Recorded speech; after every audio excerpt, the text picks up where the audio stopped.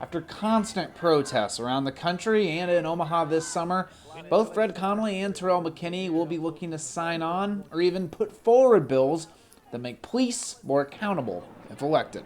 I think the real issue across the country is accountability of those officers who abuse their power. That's really what it boils down to.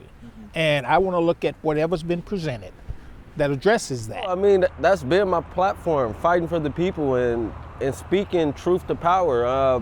The issues that happened over the summer pre-existed prior to the riots, prior to George Floyd. Fred Connolly is somebody familiar to many in Omaha. He's been on the city council, Metro Board of Governors, and even a brief stint as acting mayor of Omaha. His core issue is access to education. He wants to pass a bill giving free tuition to those that attend community college. Well, I think we would see more kids choosing a vocational education who would not have considered it. Tom McKinney considers himself an activist, a community organizer.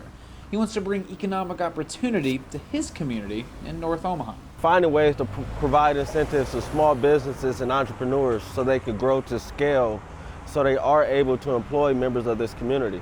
Whoever wins has big shoes to fill, replacing an icon in Senator Ernie Chambers, who has endorsed McKinney.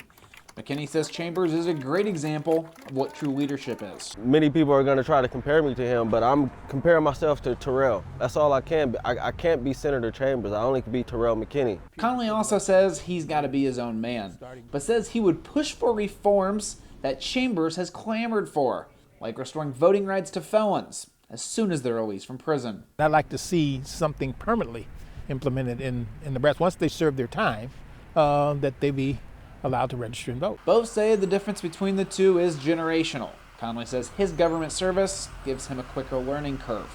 The 30-year-old McKinney says it's time for his generation to start to lead.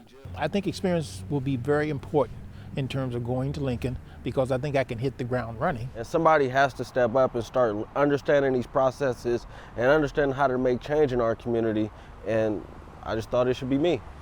Now in the primary, Fred Connolly finished with 35% of the vote and Terrell McKinney finished with 15% of the vote. But there were 7 total candidates, and the other 5 candidates finished with the rest of the 50% of the electorate. Therefore, those people need to pick either McKinney or Connolly in the fall, leaving the race wide open. Reporting in North Omaha, John Kipper, 3 News Now.